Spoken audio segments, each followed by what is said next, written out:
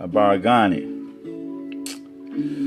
Ujamaa is the principle of the day. Fourth principle of Kwanzaa.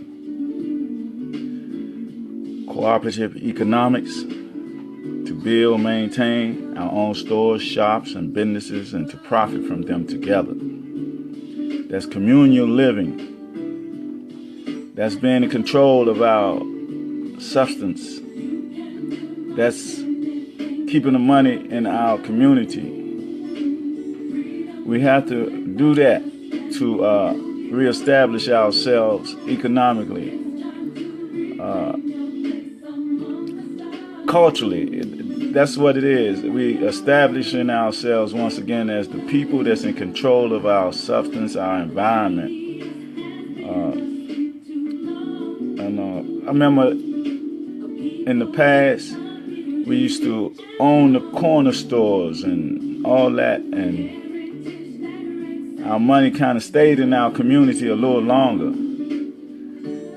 Our substance stayed there. We were more together, more unified, more family inclined. Like the mothers and father of the community was the mother and father of the whole community, where we can chastise each other's children in a way that when they needed it, they will get it. But today, something happened in this era and time, not specifically in this present era or season, but leading up to this. There was something interjected into our hearts and spirits to disrupt that spirit of unity, umoja, kukachakalia, the self-determination, the Ujamaa, the collective working responsibility, and today, Ujamaa, cooperative economics. But in this present time, we must reestablish that, reestablish all that in an order and a perspective that we coming into all of those principles, into our culture understanding, once again, as the people who we are, to overcome this social narcotics that has been injected into our minds and our consciousness and subconsciousness since we was children. And that taking of that drug starts when we are infants through the educational system, because it's institutionalized racism. But even though it gives you that I will say illusion. You do get substance from education when you get your degree, but it changes you eternally. You know, it makes you more competitive if you don't have that a psychic of African. You don't have your ancestral data or your connection in the synergy, the vibration, and the frequency of a natural inclination to be who you are and come into your nature, and don't let that education indoctrinate you to the point to become other than yourself in more ways than one.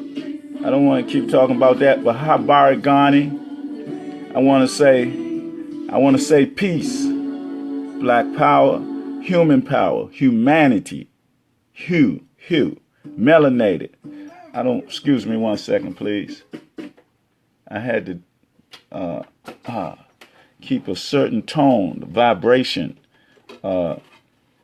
in the space that we're in. And we're in the same space because we're connected, synergy through the energy and the vibration that I'm sending, that you're receiving divinely. So, again,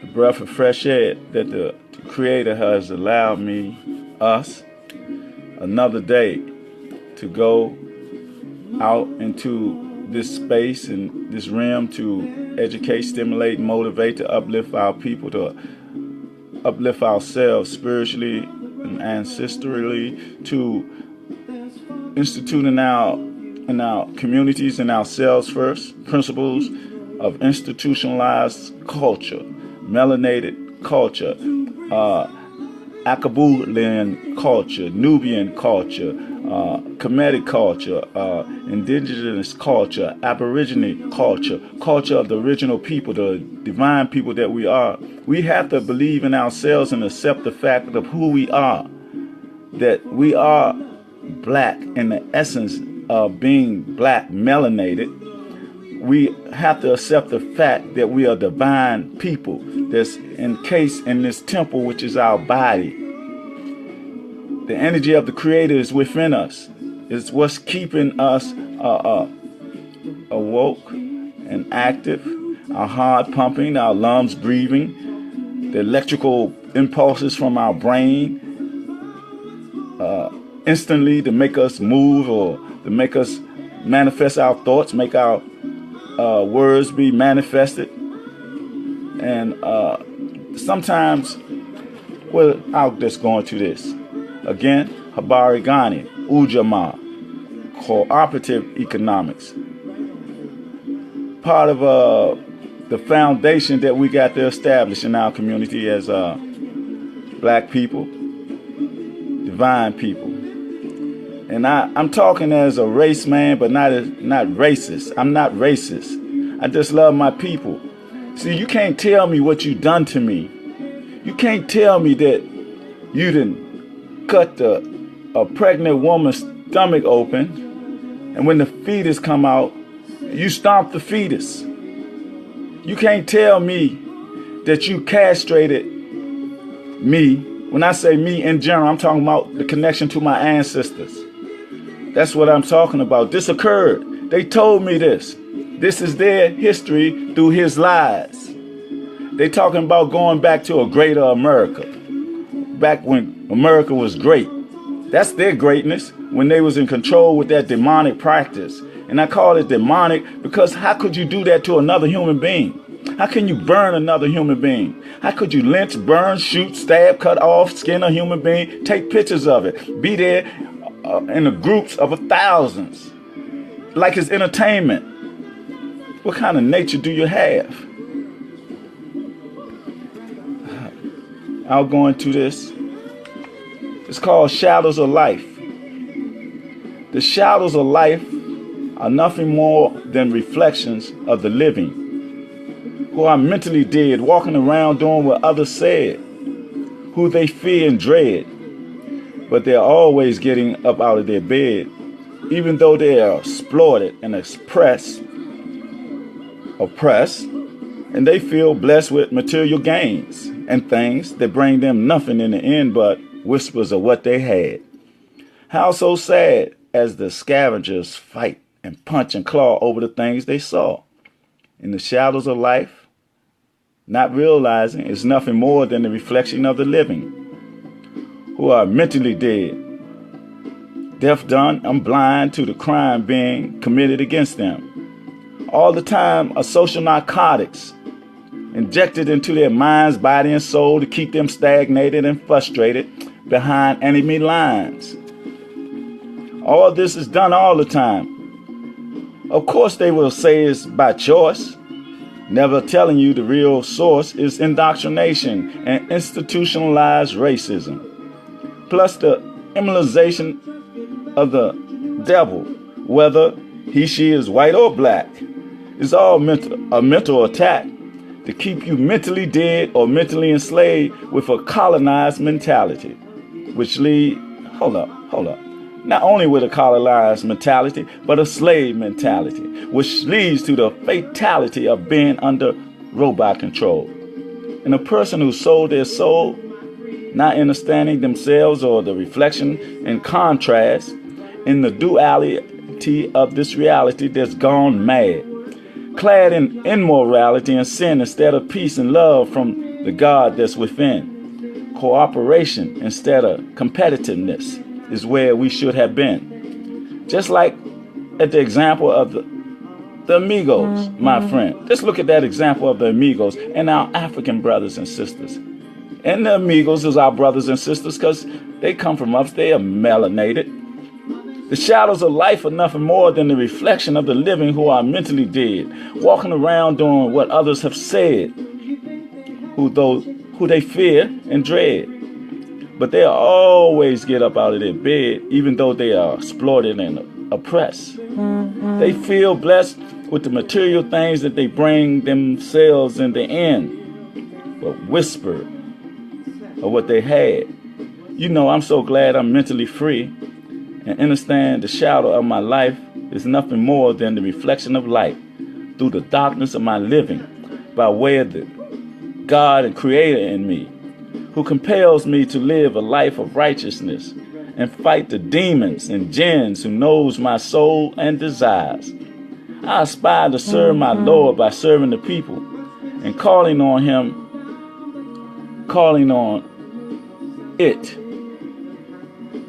that energy, that power. In its name, amen. In the shadows of my life, God is my light. The light of melanin, the light that comes from the black hole that absorbs light. That light that comes from the essence of life. A divine, energetic light. A light that goes through our source, our core. That light is the energetic light of frequency, vibrations,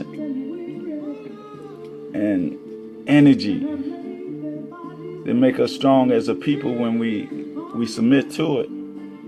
We submit to being righteous people, holy people. We submit to our culture as a people that's coming back into ourselves and coming out this madness that we're in. This realm, this dilemma, this quagmire, deceptive maze that we be in. An illusionary reality that has been molded and shaped for us to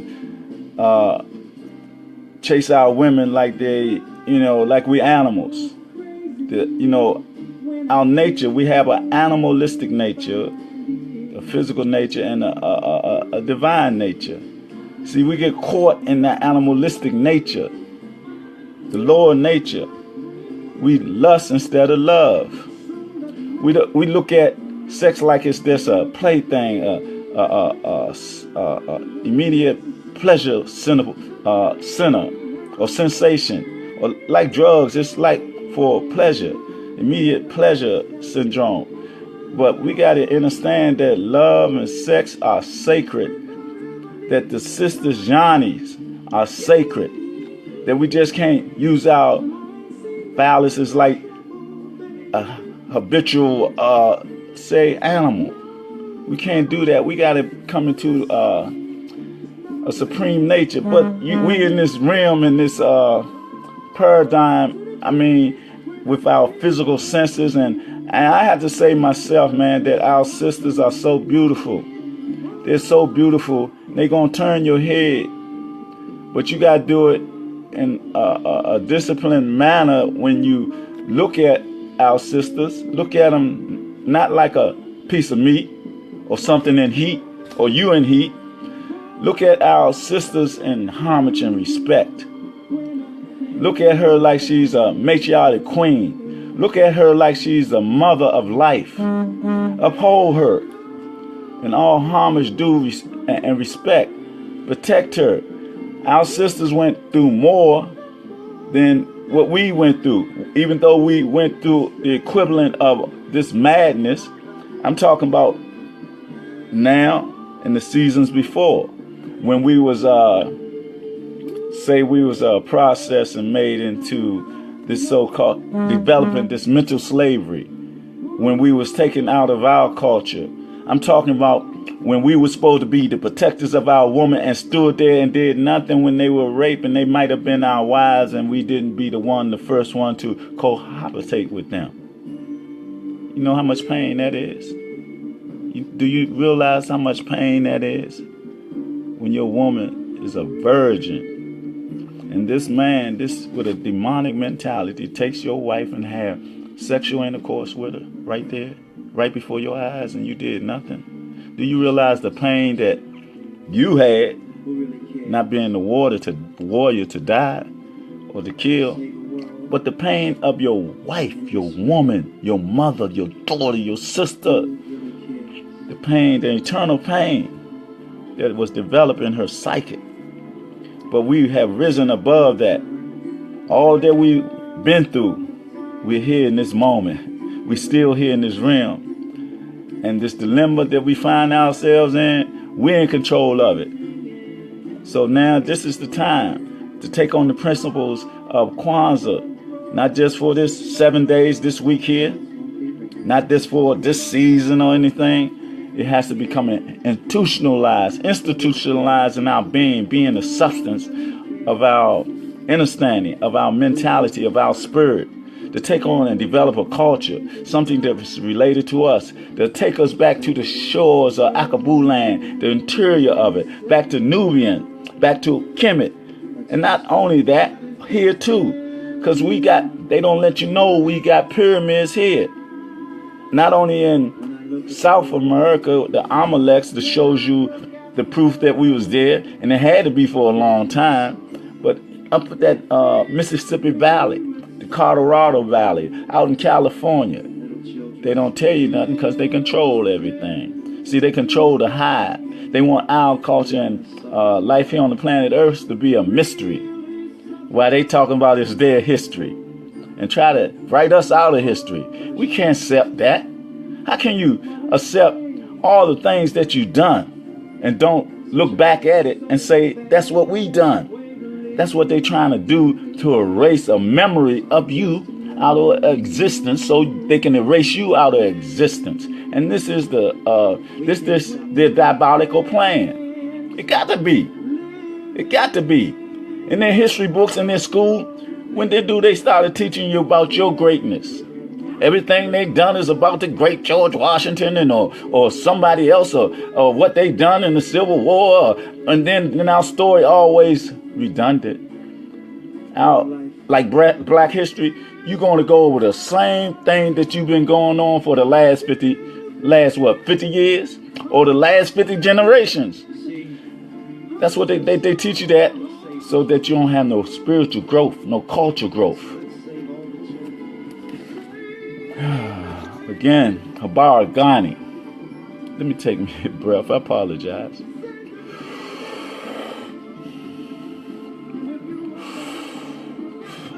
I don't like being emotional because the village poet on Guitar of the Minds, George McCord, he said the emotional one he used to call boy.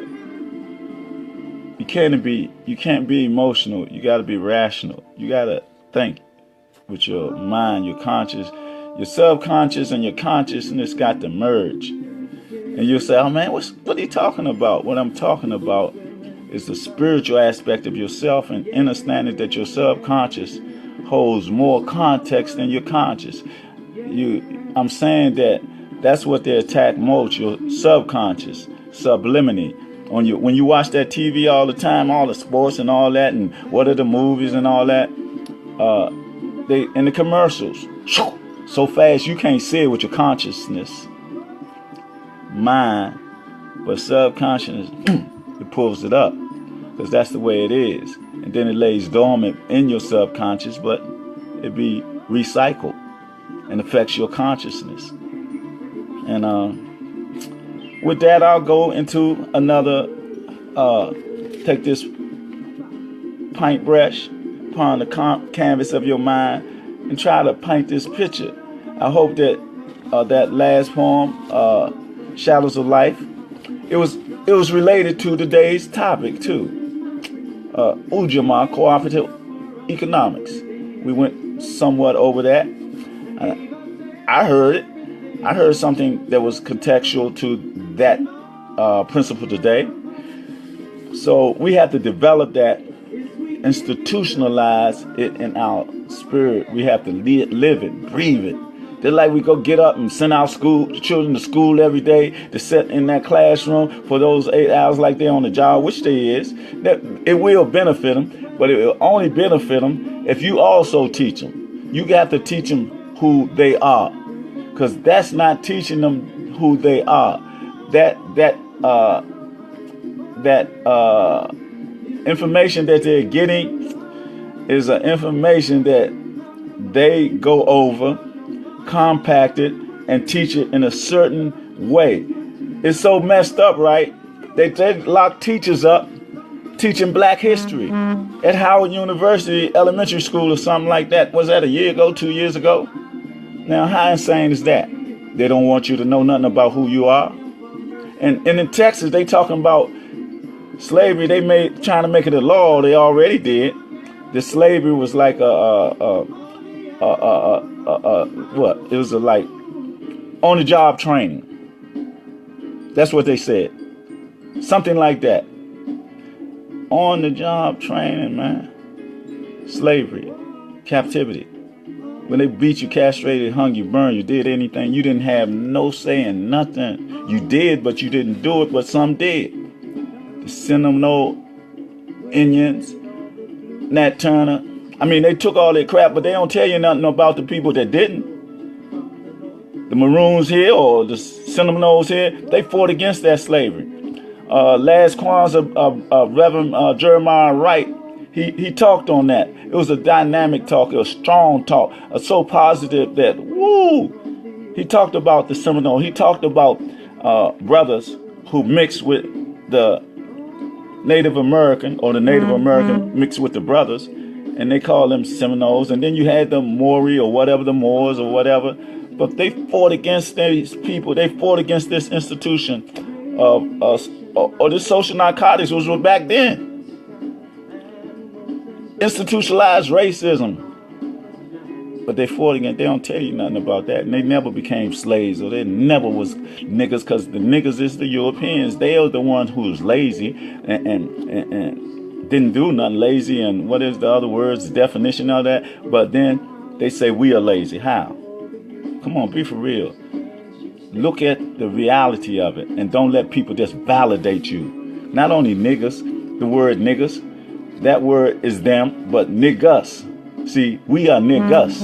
That's culturally, linguistically, niggas is king, and it goes back all the way to Abyssinia, back to Akabu land, so-called Africa. Niggas, not nigga. They are the niggas. It's psychological warfare. It's part of a demonic plot that's done all around the clock by way of sophisticated art, such as the news media, movies, television, radio, and even music, which is a sinister trick to perpetrate self-hate among us, to lose control of our fate by the hands of those who go back thousands of years, promoting our fear by destroying what we hold dear, the family, husband, and wife, as they drain our life of vampire trillionaires. Always do, like Jew me, kike me, but please don't bite me. Ain't that what Mike said? And didn't he wind up dead? And that's what they do. And you won't have a clue that it was murder in the first degree, unless you see with the third eye. It all makes you want to sigh, but if you give up, you are truly going to die. The bell curve. You need to get that book and read it, because that's what they base this institutionalized social narcotics on. It's a science that they do, just like the Willie Lynch syndrome. The bell curve is the information that they come from, like eugenics.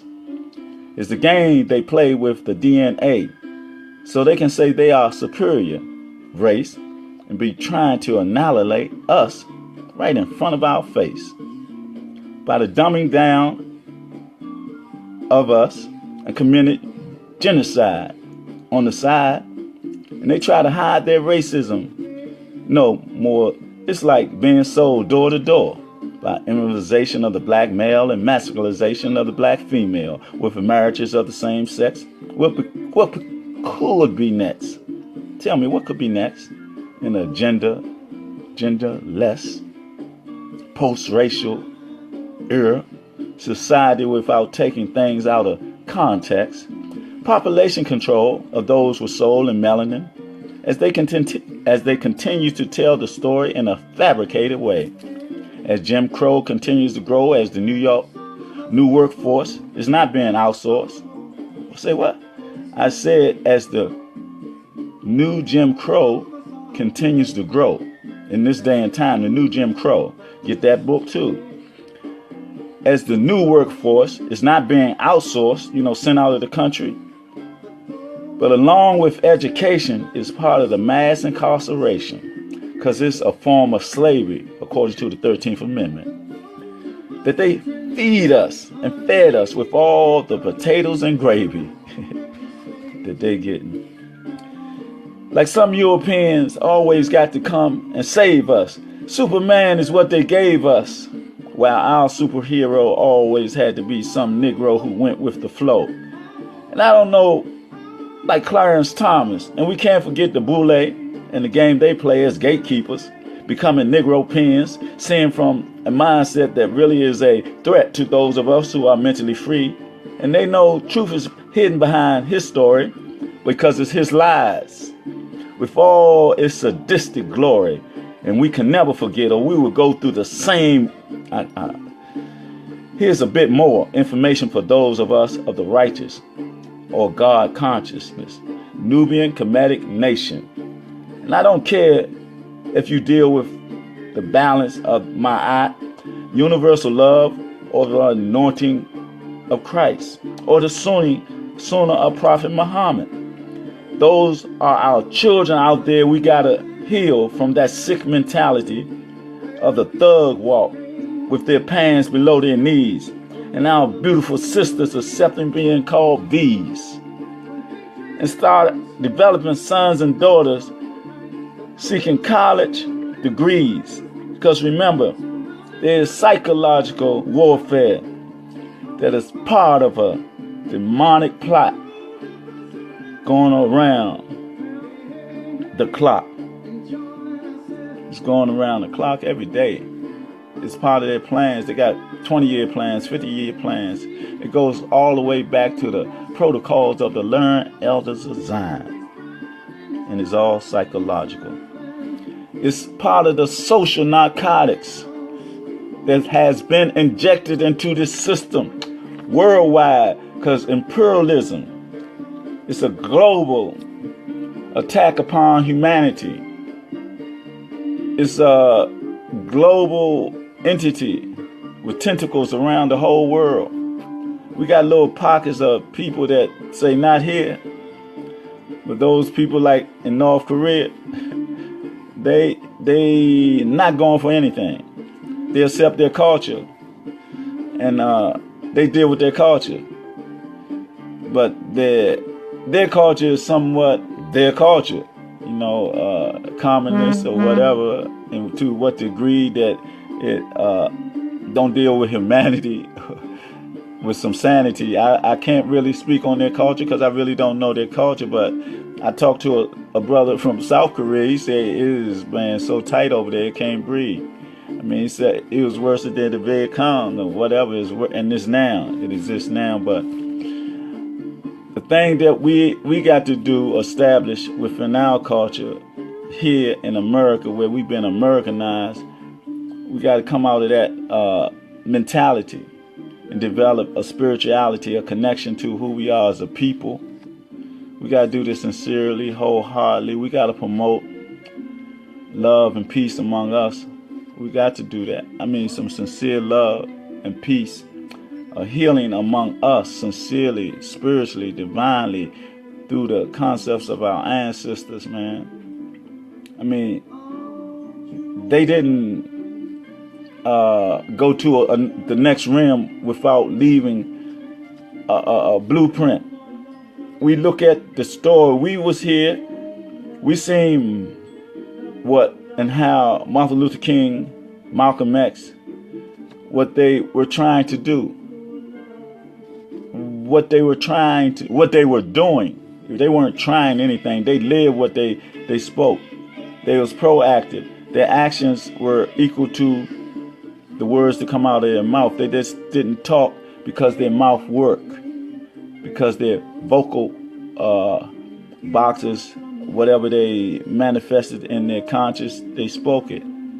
And like Martin Luther King said, he had a dream But the dream he was trying to manifest into reality, it was blocked. It had obstacles built in front of it, even to the point that he had to pay the ultimate sacrifice with his life.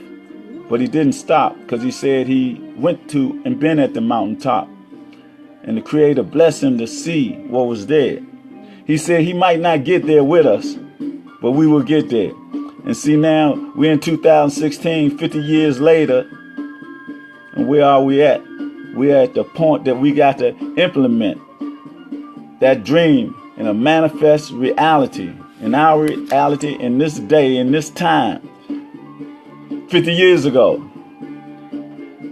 100 years ago, because we've been trying to get to a point where we need to be seasons ago. But now, right here, it is the time for the subconscious and the conscious mind to come together. It's the time for the youth and the elders to come together. It's the time for the gangsters and the thugs to come together. It's the time for the thugs and the revolutionaries to come together. It's the time for the Christians and the Muslims to come together. It's the time for the Hebrew and the Jew to come together. It's the time for the conscious and those that say they're conscious to come together and unify. Because we're going to die anyway, but die for a cause like the poets say, the last poets. Die for a cause instead of because. And let's live for the same reasons. Let's live for the same reasons.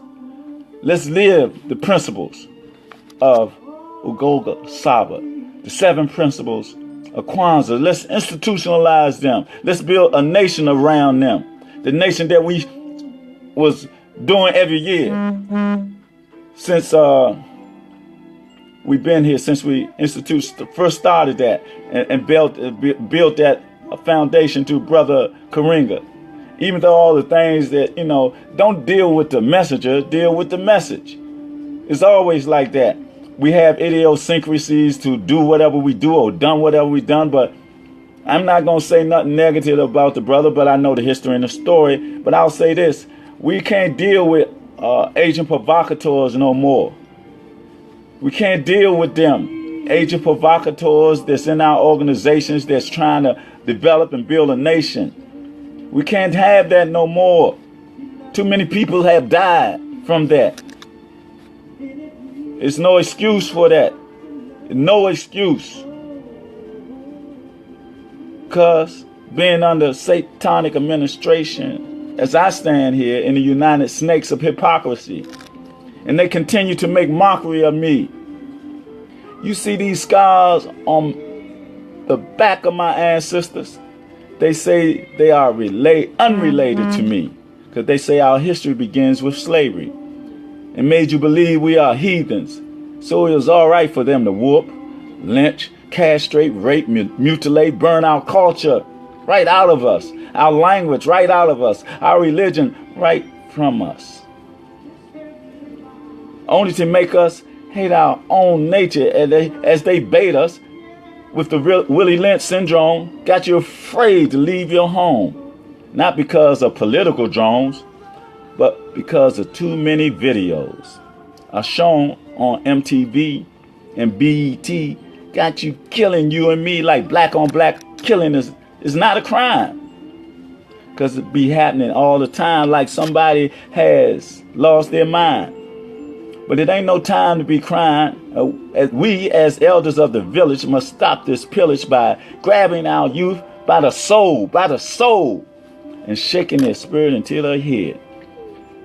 This ain't happening no more. Not in our community, because we are developing unity through Ma'at, a matriarchic parliament that's God sent.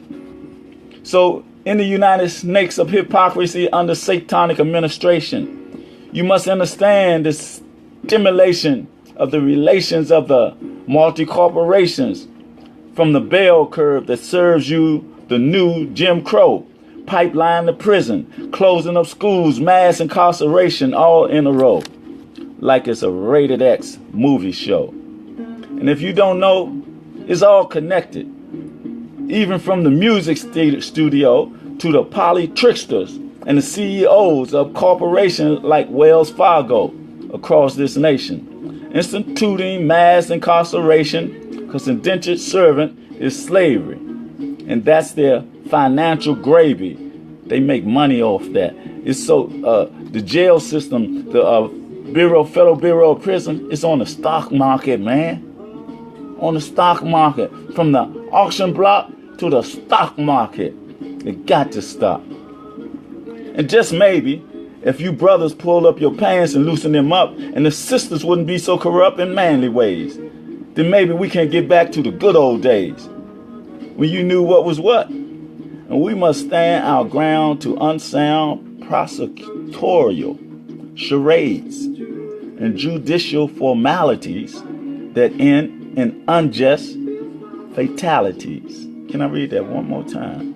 We must stand our ground to unsound prosecutorial charades and judicial formalities that end in unjust fatalities. As the moral fabric of this society continues to erode and becomes the true reality. They want to take America back to when it was great? Come on now, be for real. So in the United Snakes of hypocrisy, don't sell your soul to those under satanic administrations.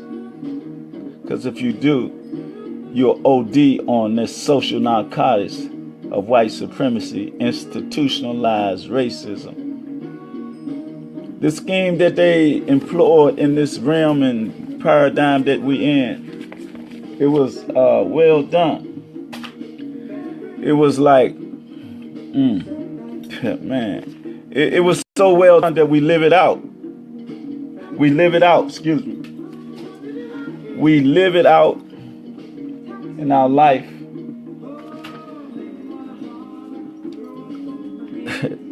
We give it more credence. We give this society more credence in us developing our own principles of life, living on the foundations that our ancestors have for us to better ourselves. We got to come out of that, because social narcotics is real. Institutionalized racism is real. But it's so subtle that it kills. It kills our spirit. It kills our culture identity. It makes us so comfortable with ascertaining the six-figure job, becoming individualized, so individualized that people don't even know you exist now. Only your inner circle. You don't expand that inner circle and be part of the family, the extended family. You become so individualized that you be in a comfort zone. That you only come out when it's beneficial to you. Other than that, nobody see you. It's like you're living dead among the living. It's like you that shadow. You only come out and it's just between you and your shadow, because you took on this drug of this social narcotics, and it's in your being, and you so high off it that you don't even realize it, that you alienate yourself from the other people in this class system because you think you better. See it all the time. I can say names, man, but I ain't no name caller. I rather what I feel and think, I will say it in them whoever I'm talking about or I have in my psychic in their face, so that I won't be a backbiter or scared or whatever. I'm not confrontational, but I don't talk behind nobody's back. Whatever I say or feel or think about somebody, I would say in their face as their brother.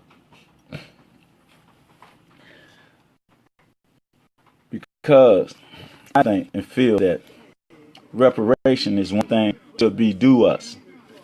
Because e pluribus unum is not the God in which we trust, nor pray to. Reparation for our divided nation, because we got those who say we suffer from victimology, and we owe the nation an apology. The Willie Lynch syndrome has really come home to inflict some asinine dispositions. As our conditions erode to the affirmative action, Supreme Court Justice Thomas said it's because of our lack of satisfaction of the status quo.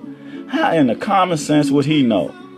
Reparation is like a dollar bill, a note of legal tender for all debts, public or private. So why can't we solve this? Our forced labor was not free. You forced that upon us with the words in God we trust. Reparation is a must if our libations to our ancestors are to be accepted and their souls can rest in peace. And at least they will know we didn't give up. The struggle continues on all venues. Reparation is a revolutionary movement, not just for the lost African, but for all humanity, especially for those that seem lost their sanity, like those in Congress who suggest it's too late to put the bill on the slate, like the 100 million Africans that died in the Middle Passage were collateral damage, that they seem not to be able to connect free forced labor, castration, mutilation, side and backdoor illustrations, lynching, miseducation, and indoctrination are all products of our beloved nation. Reparation is the one thing due to us, because E pluribus unum is not the God in which we trust nor pray to. If the Yahudi, the cover of the truth, the learned elders of Zion, so-called Jew, can get some recourse, then hey, show no remorse in giving us what's due. You renege on a 40 acres and a mule. And if you can release some resources for the Japanese, then at least you can feel at peace with our relief. Reparations. Reparations. I say again, reparation is due from all nations that had a hand in our debilitations. I'm talking about France, Portugal, the Dutch. I'm talking about Spain. I'm talking about Rome. I'm talking about England. And I'm talking about these people in these United States of hypocrisy. They all owe us, because it's all interconnected from the same source. Don't wait too long in righting this wrong, because our songs, here Marvin, yeah, because our songs return to liberation movements through libations to the spirits of the Mau, to the spirits of our ancestors, through our ancestors, like the Mau, Gaby Proctor, Shaka Zulu, Queen Nzinga, Nat Turner, Denmark Vesey, Harriet Tubman. Our ancestors be calling on us. Reparation, no more assassinations, no Dr. King 50 years ago, and the same thing exists today. We got to manifest this dream into the reality which we live in. Malcolm X, the pure-hearted brother who came out of the gutter and rose to the top, the apex of spirituality, taking on the characteristics of Heru, our Heru, the shining prince that didn't live at their expense. What's next? Preparations or reparations.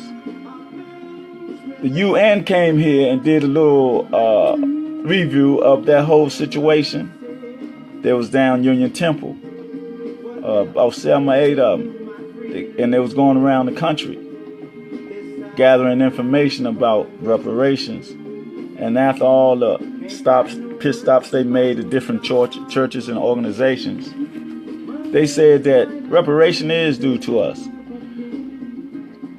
It should be, because they reneged on the 40 acres and a mule that they had promised us when we first came out of captivity, so-called slavery. But they didn't want to do that, because if they'd have did that, the Nagathal down south, from the Nagathal up here, according to their law, this fraudulent law, it would have kind of broke the back of those southern slave plantation owners. So they reneged on that through a backdoor scheme or whatever. When the general, I think it was Ulysses S. Grant who said it was going to happen, or whatever other general, the politicians say, man, you can't do that because it would do this, it would affect us. But what about in the God that you trust? Your word is no good, like our native brothers say, they speak with forked tongue. We got to realize that and establish the principles of Kwanzaa, the first fruits. Because we're the first people, we're the original people, the original Aborigine, indigenous people on the whole planet Earth. From the Pygmy to the Watusis. From over here, when we had Queen California over there on the West Coast, Amazon queens, matriarchy queens. When we had Ma'at and Kemet, powerful sister, made that sister a goddess. And the story of Adam and Eve comes from our textual context of really biblical history, because they stole that from us, plagiarized every bit of it. All the information that you see in the Bible comes from our language, our contextual spirituality. It says that Shitata was approached by the Pharaoh at the time, who was taking on leadership, and he needed to lead the people. So she went to the tree of knowledge and brought this brother fruit from the tree of knowledge, because she was Ma'at, the goddess of balance. She dealt with that concept, and that's what that is all about, because all life comes from our matriarchy queens. Couldn't come from no man's side, because if it do, nature still will have that in effect.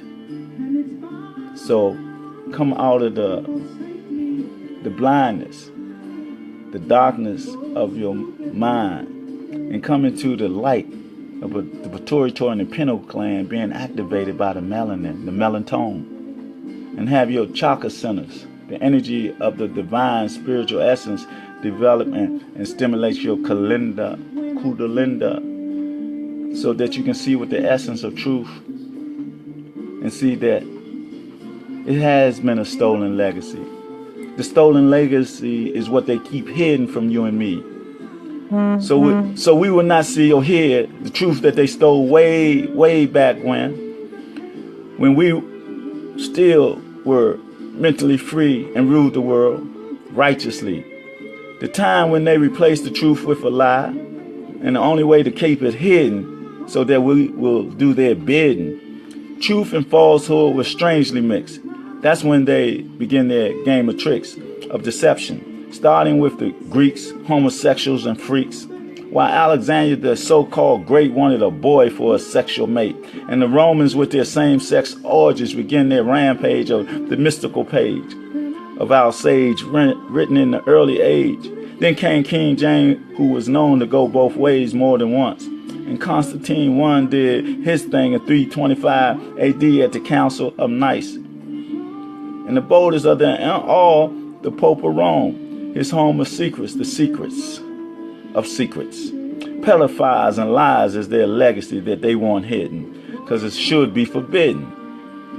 His story, his lies must be told so that our story will be told. I got to say that again. His story is based on his lies, his flagrants, his theft of information, because he had no story. When I'm saying he, I'm saying in general. I'm talking about the Greeks. Excuse me.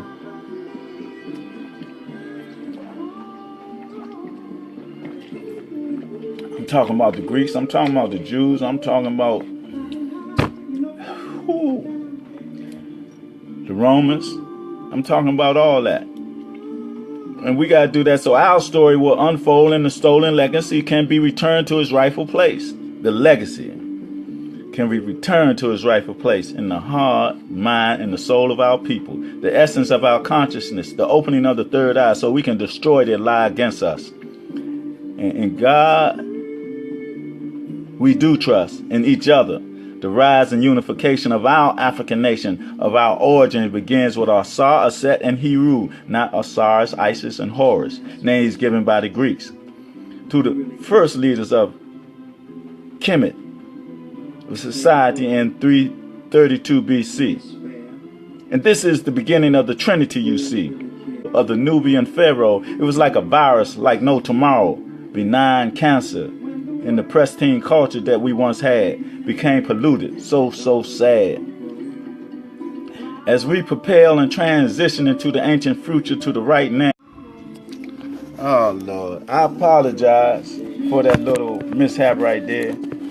It's because of me. I leave the Wi-Fi on, and I humbly apologize.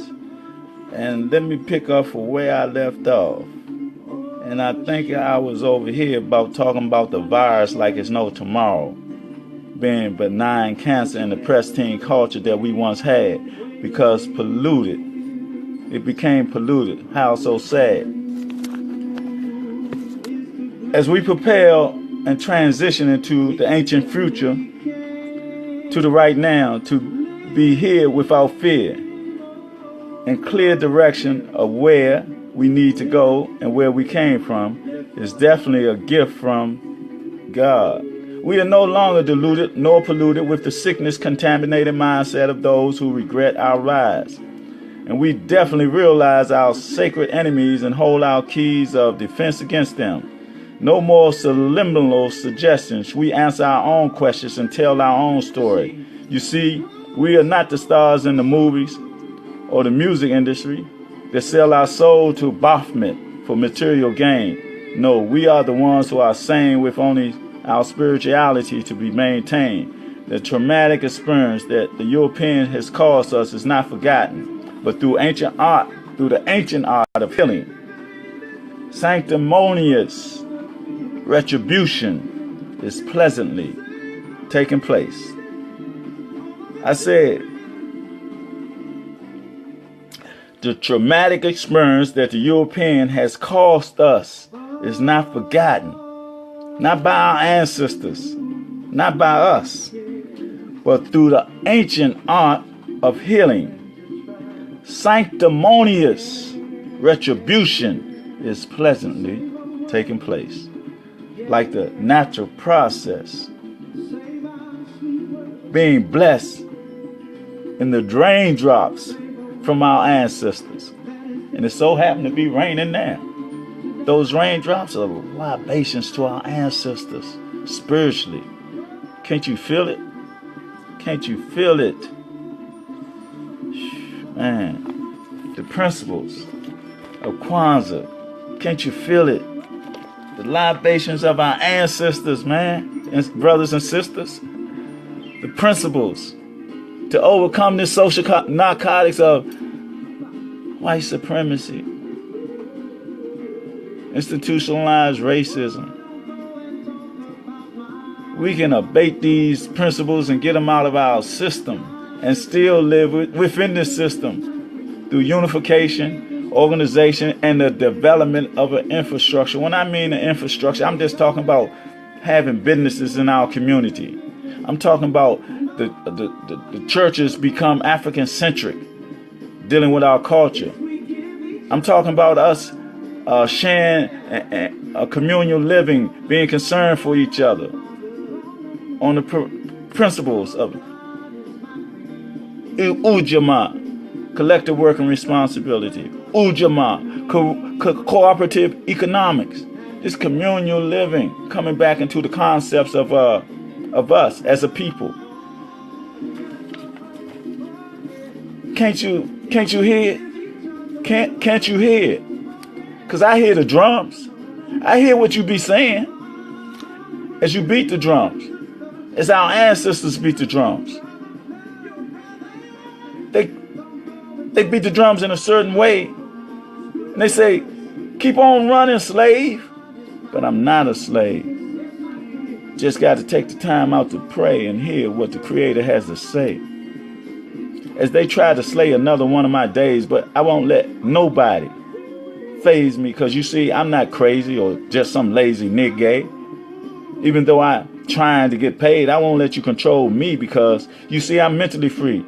I see with the spiritual eye, divinely. And I don't have no reason to be lying, because my thoughts be flying in celestial realms with universal ideas of truth, justice, and freedom, which they be trying to deny us, not only me, because of their fears. But it's behind our tears and suffering of all the years, the racism and bigotry and anything else you want to do to us. And you talk about in God we trust. You see, I can't let you thrust a nail. I say, I can't let you thrust a nail in my hand, you being a member of the Ku Klux Klan. I look up in the sky and I say, oh, Father, forgive them, for they know what they do. They know what they did. I would be lying and a hypocrite too, because you have left clue after clue to what you would do and who you have done it to. Trickery and demonic deception, plus divide and conquer is how you hide behind your democracy called politics, fixed and put in place since day one of your theft and flagrism of the hieroglyphics off the wall of Kemet. That's why I don't mimic you, because I know the limits to you. And why you eat animals, because you once was a cannibal. You see, I'm waiting for the Anunnaki to return to see what else I can learn this universal term. Because I still be hearing what they be saying as they beat the drums. Hear it? The drum is the message that they're giving us. Yeah. I be hearing what they be saying as they beat the drums. They say, keep on running, slave. It's your own mental grade that pays your way in this life. But I'm not a slave. I'm the son of the first woman that makes me the first man. Just got to take time out to pray and hear what the Creator has to say. Amen. I hear the drums. I hear the drums. I hear the drums from a long time ago on the shores and the interior of Akabu land. From the Nubian and Kemetic clan, I hear those drums, the rhythm of go-go, the rhythm of, and the lyrics behind that rhythm is rhythm and rhyme to give us time in the divine that molds and shapes our mind with the institutionalized culture that we're trying to institutionalize in our lives, so we can take back what they took from us. And reinstitute it in our communities. Promote love. Promote peace. Change the language. Change your heart. Change the way you think. That's the only way that we can develop in this day and time. You know, we ain't got the charade and the parade of who we are not. These rappers and actors talking about they gangsters, but it's only a movie. They saying they thugs. They just doing that on the video. In reality, they going to school. In reality, we have to go to these schools. This institutionalized racism, we had to go through that. But if we are who we are as a people, we have the armor of the Creator within us, the energy of who we call God, Law, Jah, whatever. But that energy is within this temple. And if we have the fortitude, the armor of this energy, of this spiritual context of who we are as a people, we can go through them schools like this. Because we know everything that's in the school they got from us. Everything. Everything it was stolen from us seasons ago. Now, they established it in the school system and all that. And we got to regurgitate something that we already have. All we got to do is understand that in our inner verse. Our inner verse, the DNA and all that. That's why these scientists are dealing with cloning and messing with the DNA through eugenics. They trying to develop something that we already are. They talking about a super race. The Germans tried to do that with Hitler and all them, that crew.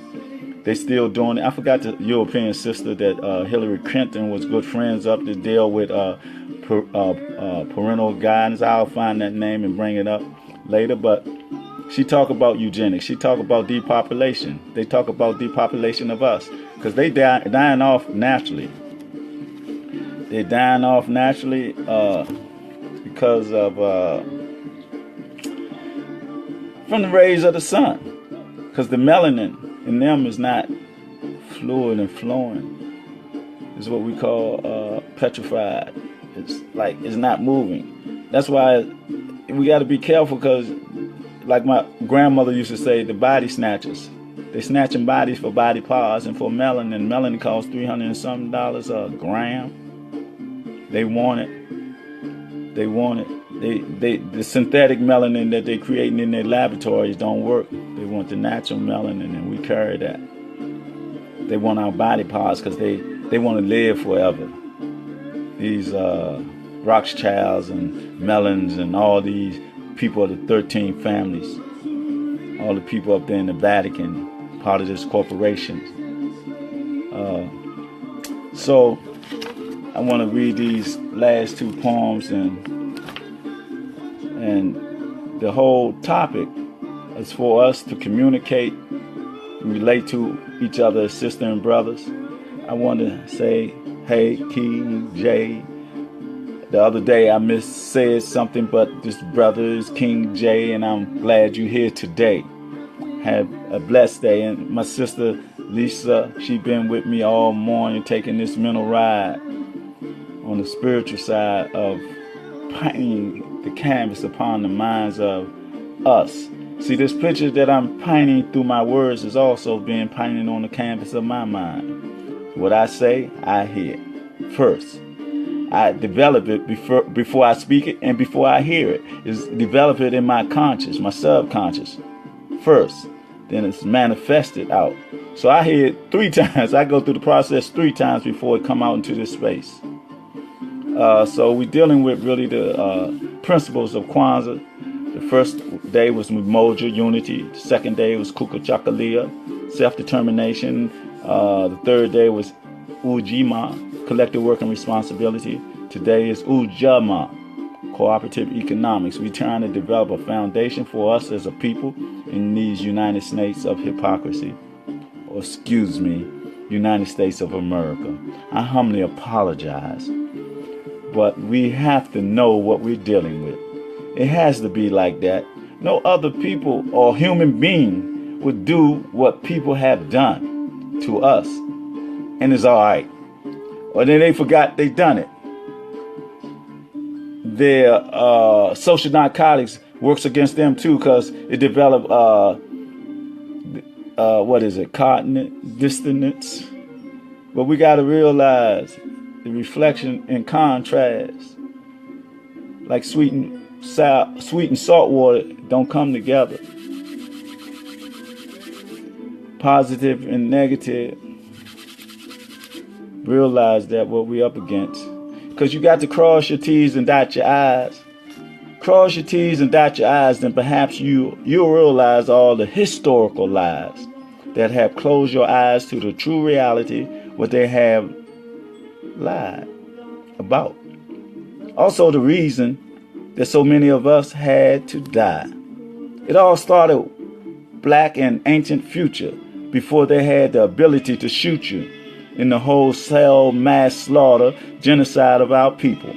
In its beginning, the Pandaren age with its mystical sage is the first of the missing page. Because you see, we existed way black then when there was nothing like murder or sin. Black then there was just one continent, and spirituality is how our time was spent. And everybody was God sent. If you don't know what that meant, all you have to do is look at the hieroglyphics on the walls of Kemet. Because way back then we knew the circumference of the world from end to end was 24,955 miles, and understood what was beyond the clouds. As we named the stars long before we had mental and body scars. You see, mathematics, science, and medicine were all creation of ours. It's a secret they don't once spoken in front of large crowds, no matter how loud they get with their distortions. In dealing with them, you must use all precautions, because it was the Hysots, Jews, Greeks, and the Romans that started our fall. One after another, they stole and plagiarized everything off the walls of Kemet in order to formulate their laws, what they call the Bible.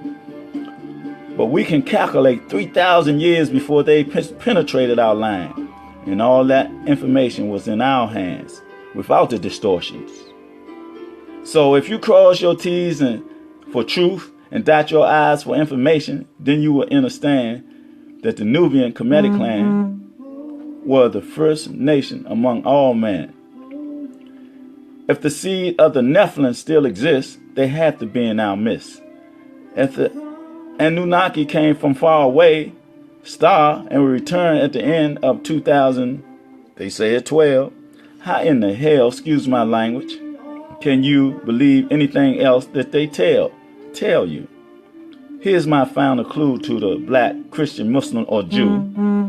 Why are they always trying to deculturalize you? Let me say that again. Why are they always trying to deculturalize you? Don't want you to know nothing about your story. So you won't know who you are and where you come from.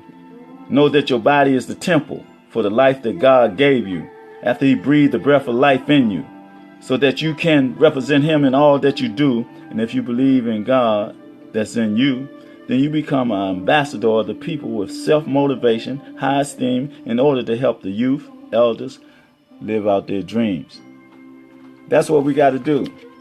But we got to do that by gaining information, by dealing with the reality, knowing that institutionalized racism of white supremacy is a sickness, a pandemic worldwide, affects Akabulan, affects China, affects South America, Central America, from the same source.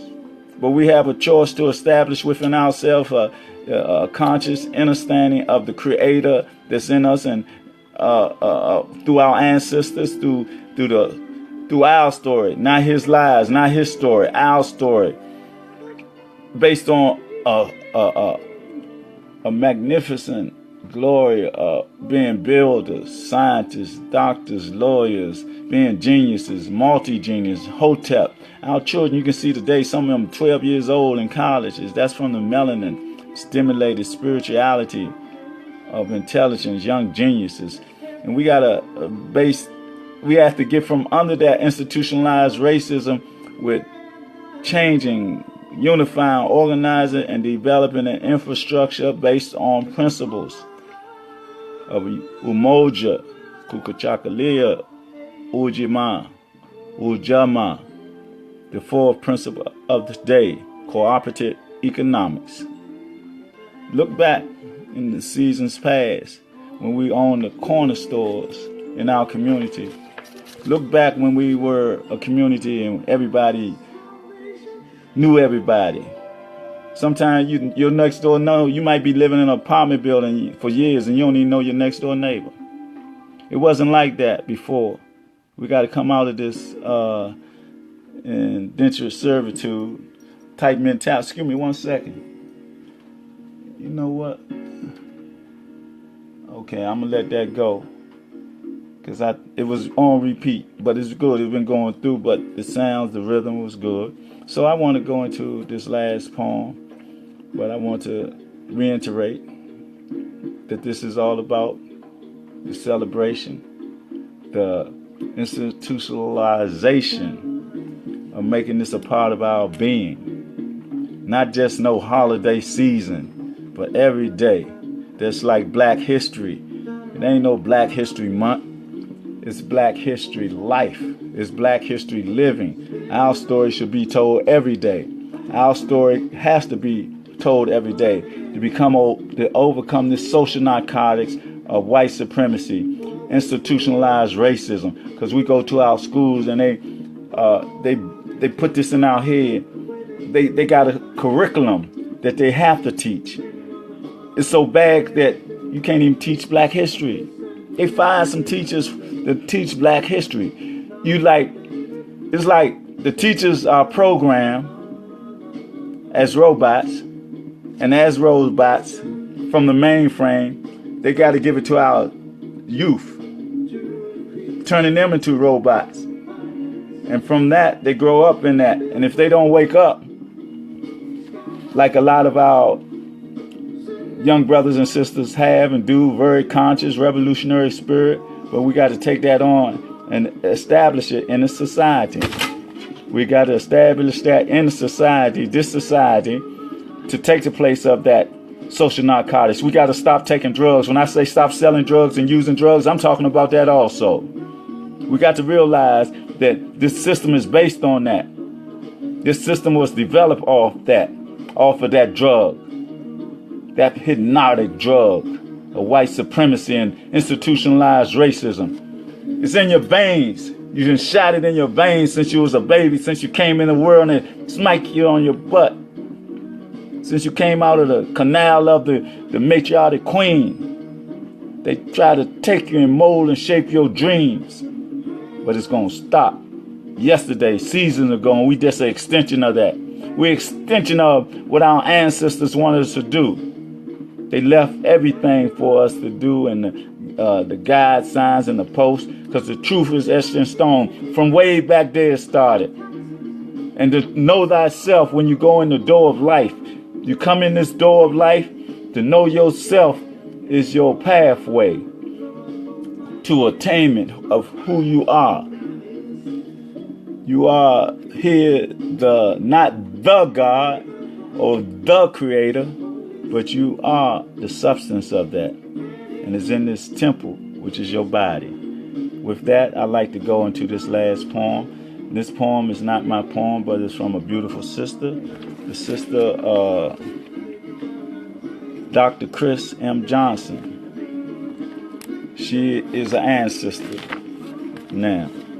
But she left us something to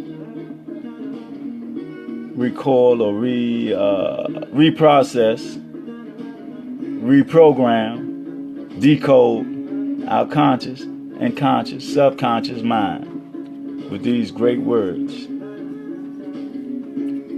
And her painting upon the canvas of our mind. We are encapsulated truth. We are encapsulated truth. We are contained in truth, unfolding the dawn of a new day. Wonderful, undeniable, incontestable star. Amazing we are, able to bend, shape, define our reality of experiences of life. Able to spread our wings and become anything we choose to be. More joy, more peace, more love, more celebration. We are the answer. We are the journey and the destination. We are the voice of wisdom, reason, and influence. We are golden, beholden, unbridled, and wild. Free to embrace this planetary space, this realm of mystery of discovery.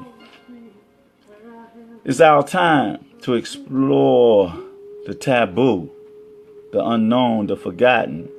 We are powerful beings that we deny too often. We are not earthbound misfits. We are not world-bound by monotonous conscience that plays the human spirit. We are more than just another notch in the universal's belt. We are souls of purpose, intention, and consequence. We are the course of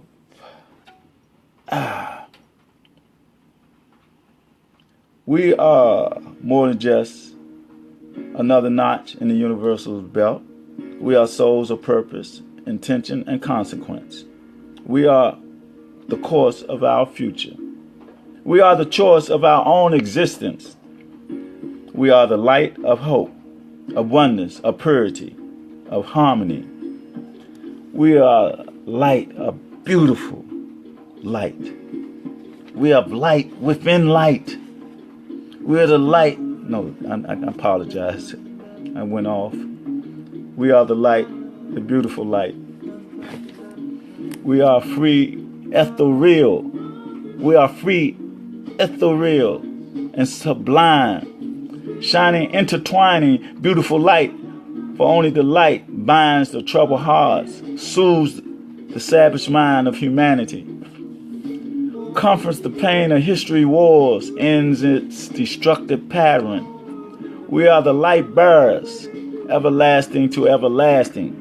It is time to unite and fight, refute the era of darkness, dispel the mindset of fear, beat its toxic control no more.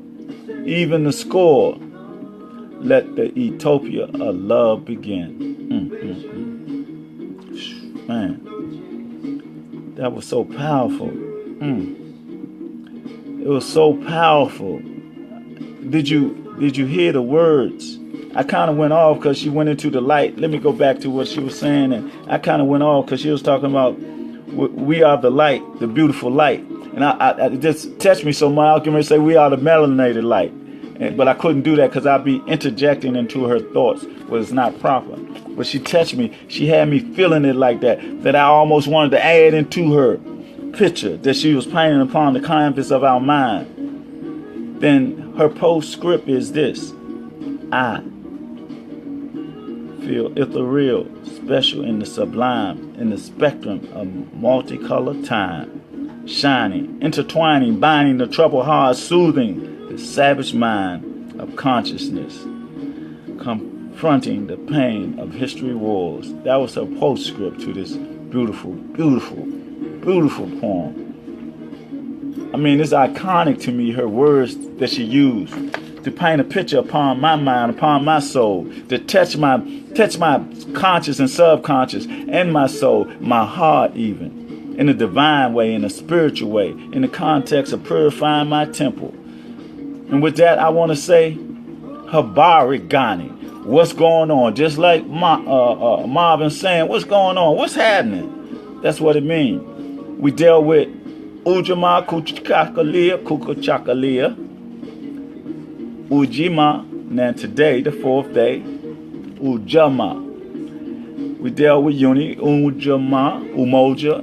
We dealt with self-determination, Kukuchakalia. We dealt with collective work and responsibility, Ujamaa. Today is Ujamaa, cooperative economics, coming together to build and maintain our stores, shops, and businesses, and to profit from them together. When we become entrepreneurs, let's do it in a group setting.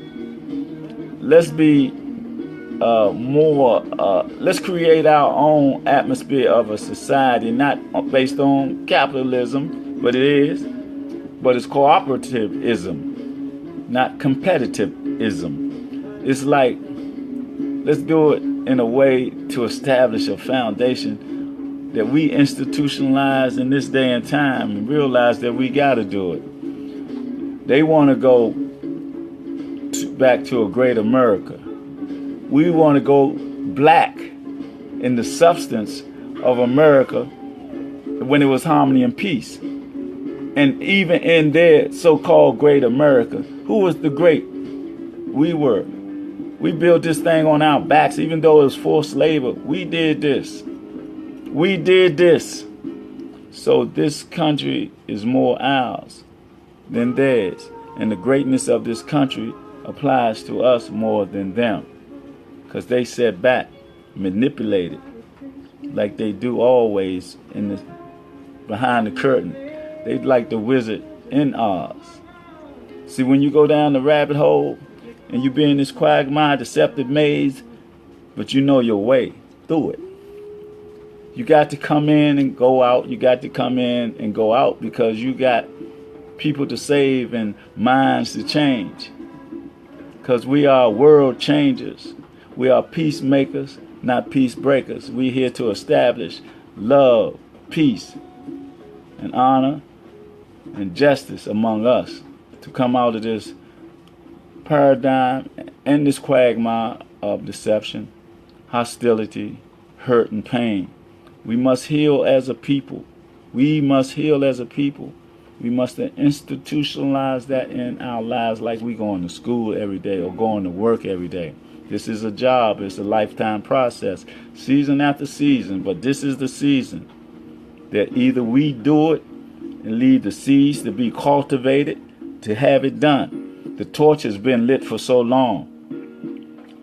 Our brothers, Martin Luther King said he had a dream, but he also said he think he done led us into a burning house. He said he been to the mountaintop and he seen that we were going to get there. He might not do it with us. Everything he spoke, the axioms that he spoke, the universal truths that he spoke is the reality of the day. Him and Malcolm, him and Nat Turner, him and Shaka Zulu, him and Queen Nzinga, him and Medgar Evers, him and Demok Vesey. All these people spoke the truth. They made the ultimate sacrifice for it. Especially our last two brothers 50 years ago. And everything they said or was talking about then is this now. And we know we as a people, we sometimes have fun and this and that, but we got a job we got to get done. We got to be serious about that job.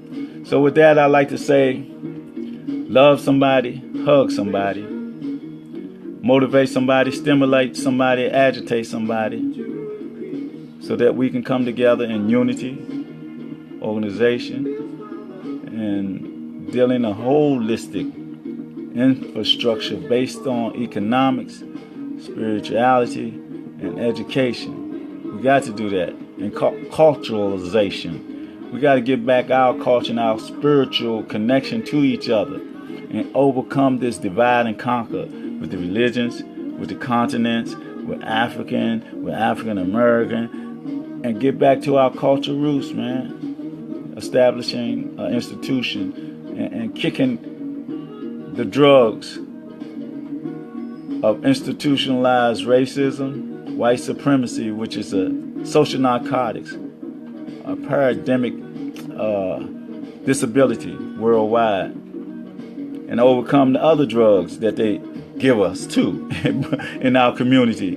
I'm talking about the heroin, the cocaine, the crack, the 2K, the flacker, anything, because they trying to do something. It's an experimentation.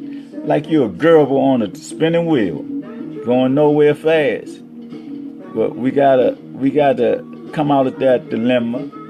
Stop killing each other. Put down the gun unless you're gonna defend yourself and defend it against your enemy. And we're not each other enemy. We gotta come out that paradigm of hating yourself. Self-hate is another disease a disease and a drug that they develop. And all these diseases they developing in laboratories and all that. Overcome also, this is a shout out for Dr. Khadijah Kern Davis folks, who deals with informational medicine, bioelectrical medicine, a sister that's strong, the Harriet Tubman of our time about mental slavery. Come out of that paradigm of being a slave to the medical system, the industrial medical complex. And that's a shout out to that sister. That's a very dynamic sister in that issue. And people should look her up, Dr. Khadijah Davis folks, and see what she has to offer. Everything is counter to what's going on. Like we got to counter this infrastructure to establish our infrastructure. See, they control everything from the education, the medical, and all that. Cause it's all about business, all about money. But if you understand the application of who you are, your natural process of healing, the food that you should eat that's like a medicine, then you will understand the concept of this beautiful sister, matriarchal warrior queen, the Harriet Tubman of our time that deals with the medical industrial complex. And I just want to give a shout out to that sister. And I want to give a shout out to all the strong brothers and sisters that's about growth and development of our community based on principles. And the principle again today is oo-JAH-mah, correct cooperative economics. So when we do that communally, we come together as a people. We got to establish that in love. We got to heal. We got to overcome the self-hate that's interjected into our being through all these social medias and everything, the institutionalized racism and stuff like that. So I know I talked over my time because I got so much to say that I feel I got so much to do, and I got so little to do it with. So I got to do it with what I got, and it's my heart, my spirit, and my soul, and my love for my people.